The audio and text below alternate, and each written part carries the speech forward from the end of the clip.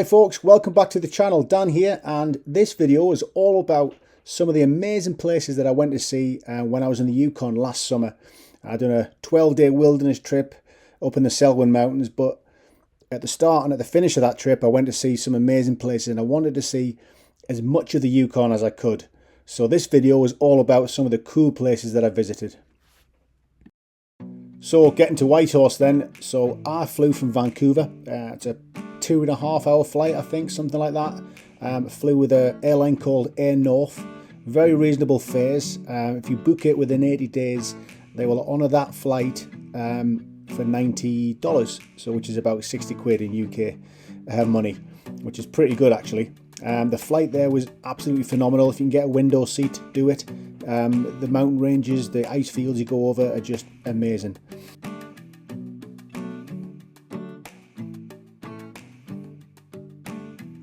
So this is me just kind of touching down in Whitehorse Airport. It's a very small airport. It's quite a small place actually. They call it a city, the Wilderness City, but it's kind of like a big town really in the UK. So the airport was pretty special. Not massive, as you can imagine. I think there's only one airline that flies in Air North, but when you get there, on the baggage aisle, there's these two huge caribous locking horns. Just an amazing spectacle to see. You get a real sort of wild feel of the place. You know, it's a kind of frontier, final frontier type place, which is what I expected. The city itself is what you'd expect. It's just kind of, you can see it's all been plonked up there in the middle of the wilderness still. It gets that feel of sort of rough and ready. Maybe not rough, but you know, a practical place for what it is. It has harsh climates in the winter, but it has everything you need. You know, big superstores, Canadian Tire though.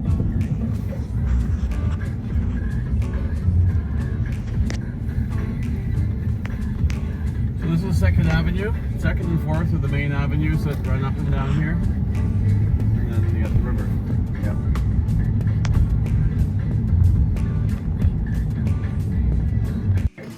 This is me before I headed out on my trip. If you need a load of supplies or anything you want for wilderness trips, it's well kitted out for that. There's huge shops with, you know, hunting and fishing gear, outdoor shops, all of that stuff.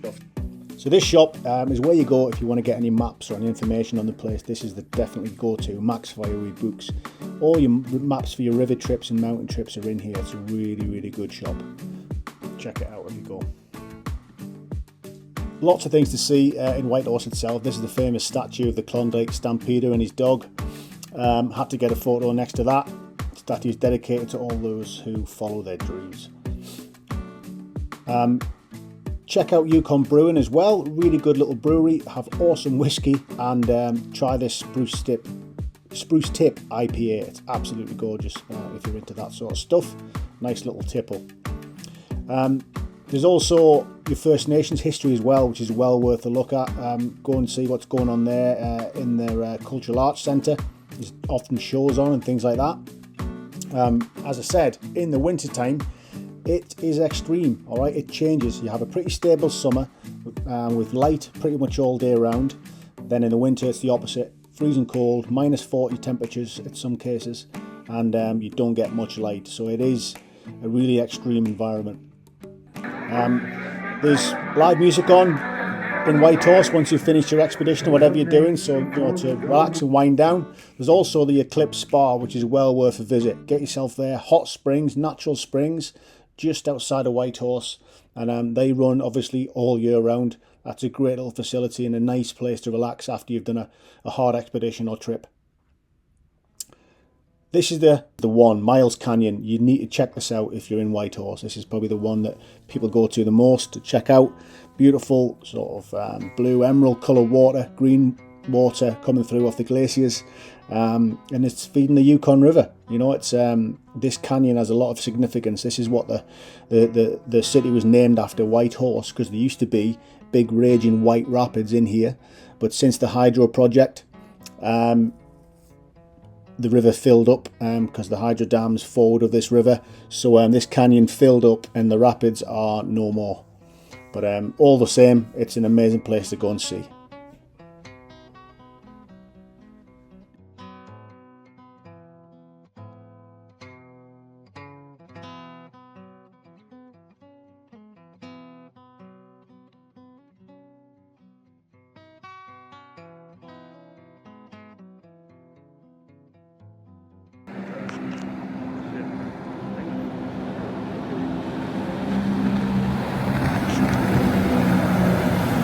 100% rocks.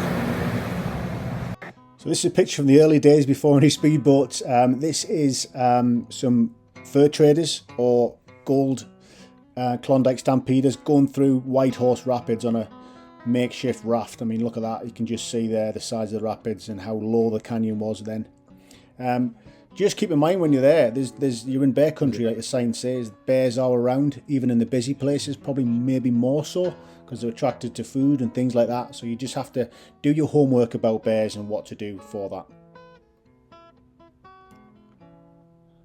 If you want to go on a wilderness trip in Whitehorse, it's geared up for that, as you'd expect. There's some great outfit shops there, Up North Adventures, and canoe people as well. They'll sort you out with your outfit, with your canoe, your barrels, and all of that stuff, and get you on your journey. Okay, another place worth visiting is Carcross Desert, which is the smallest desert in the world, apparently. It's an amazing place. Short for Caribou Crossing, that was the original name. It's now called Carcross. Well worth having a look. It's a really interesting little place. As I say, smallest desert in the world with some absolutely stunning vistas and backdrops. There's some lovely little coffee shops and stuff there. Have a look, you can get some trinkets. There's some more First Nation stuff there. Arts and crafts places. Just a cool little place to stop by. We stopped by here when we were on the way to Alaska, because that's not very far away, which we'll get to. On the way to Carcross, you come to this amazing place called Emerald Lake, and I just had to stop, had to get the drone up just to have a look at this, because this was just out of this world and something, you know, that I've never really seen before. I've seen some lovely colours in the sea and things like that, but this was just amazing. We've got a great day, and just the colours on this lake. I'm still not entirely sure what causes those amazing greens and stuff like that. Maybe you can put in the comments and educate me a bit about why you get these beautiful colours, but really cool place to stop by, Emerald Lake. And by the way, there's a lot of places called Emerald Lake in the Yukon, but this is right on the road, sort of on the way towards Skagway. Right, Skagway is in Alaska. We're on the way there now. The vistas on towards Skagway are phenomenal. You're just going to be stopping all the time just to get out and have a look and take pictures. The landscape is awe-inspiring and breathtaking. So Skagway is over into Alaska. Make sure you get your visa to get into America. Don't forget that.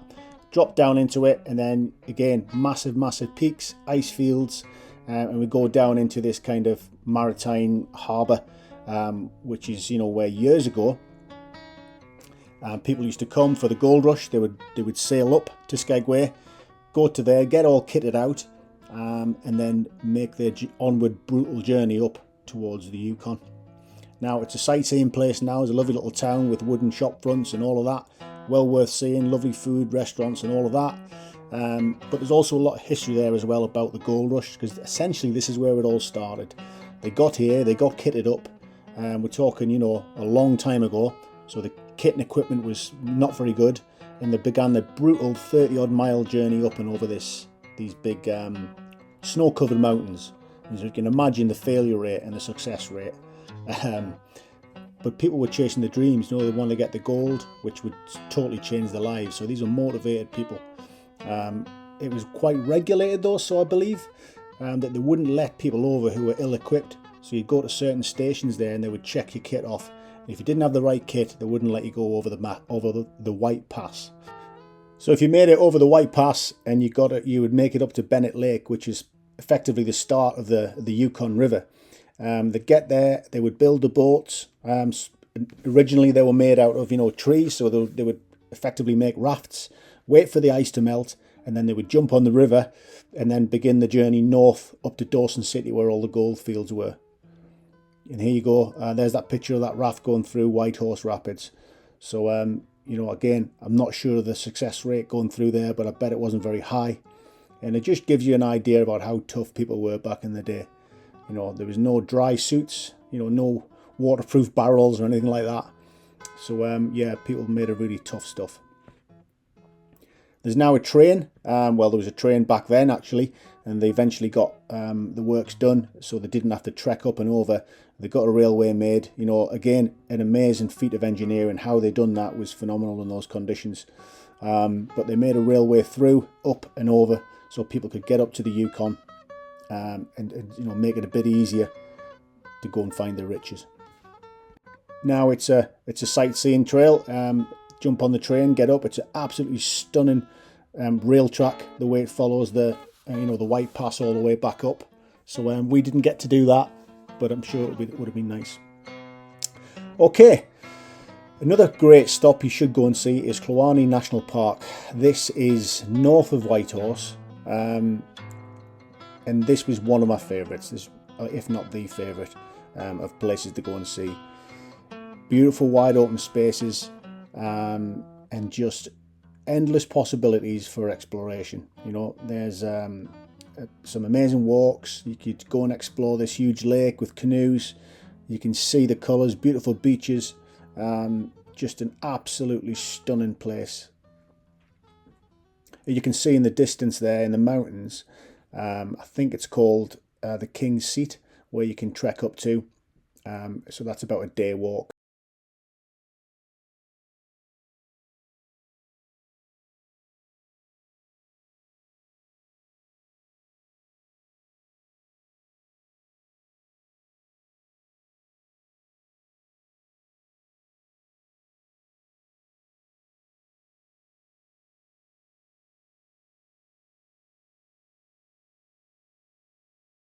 So within the national park, they've got these sort of tent cabin type things.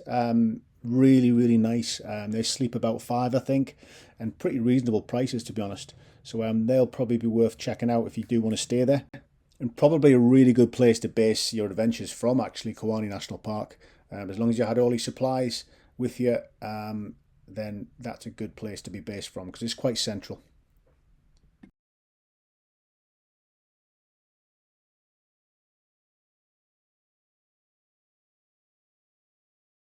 So we're going north and we're following the Klondike Highway up, and we're heading towards Dawson. But before you get there, you will notice Five Finger Rapids, which are worth a look. There's a little viewpoint you can go to, and these are basically the biggest set of rapids that are on the Yukon River.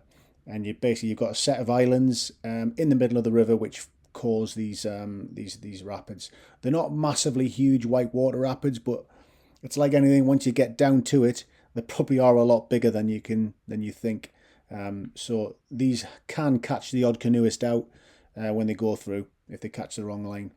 But well worth seeing on the way towards Dawson.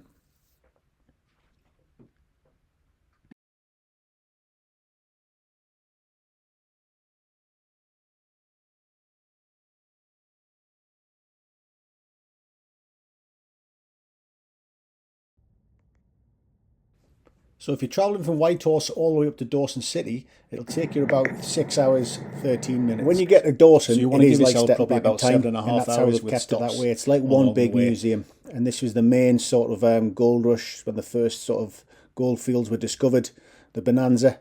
So everything is pretty much as it was. The buildings are sinking in the permafrost, which is all part of the character. It's a really cool place to visit. Those ice creams were amazing. Peanut butter and chocolate, phenomenal. This place was awesome, the Dawson Trading Post, where they used to go to get all their hunting kit and all of that. So I was interested in that. And just lots of stuff to see and do. As I say, all the buildings are as they were, all these big facade sort of wooden shop fronts. This church was pretty cool, the way it's kind of sinking in the ground.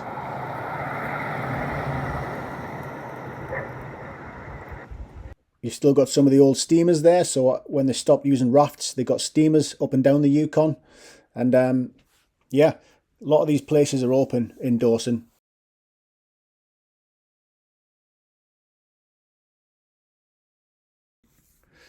What you have got to do is go to the Sourdough Saloon. Now, they do a challenge in here, which was founded in 1973 from a captain, Dick Stevenson, local riverboat captain, who discovered a preserved human toe in an abandoned cabin.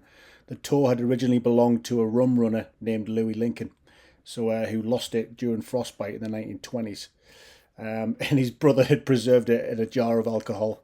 And the challenge goes on. A tradition goes on that you do the sourdough cocktail, which is an actual toe donated by various people. So you basically drink a little cocktail with a toe in it, and you get a nice little certificate at the end to say you've done it. Okay, Dan. You can drink it fast or you can drink it slow. But your lip must touch this gnarly toe. Only your lip, no teeth, no tongue, most of all, no tonsils. You may kiss the toe. Ready? There it is. Oh, Danny. Well You're done. a member. Welcome to the club. Cheers, buddy.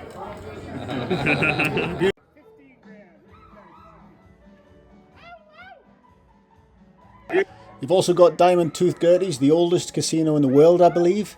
So that's worth seeing. Go and see the dancing girls. There's different types of shows on. Again, as it was back in the day. Have a bet if you want. There's also some awesome museums there as well.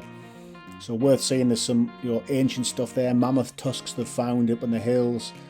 So well worth a visit. This is Dawson from up top in the mountains. The Klondike River is down there, which you can see, which is feeding into the Yukon, the clean water. Big gold mining main places there.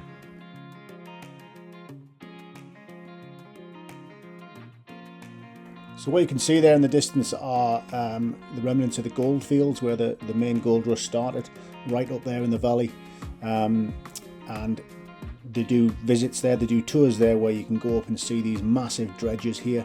There's dredges, I think it was 1 to 4. I think it's dredger number 3. You can go in, take a visit, massive thing, and this used to dredge up the ground. And it would move literally inch by inch every year. And there would be they would fill up water around it, so this thing would slowly move, churn up the ground and bringing in all the deposits of the dirt, the rocks and all of that stuff, and it would all get sifted out. And again, they show you the whole process in there, and then they would eventually find all the gold.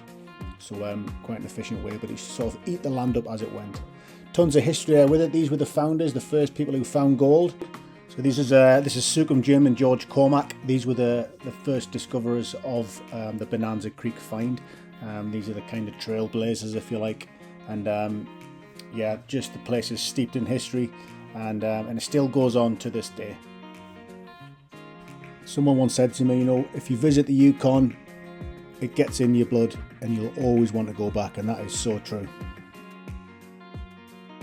Thanks again, folks, for watching this video. Please don't forget to like, subscribe, comment, and if you've been out to the Yukon, I want to know about your experience. If you've been to any different places, let us know.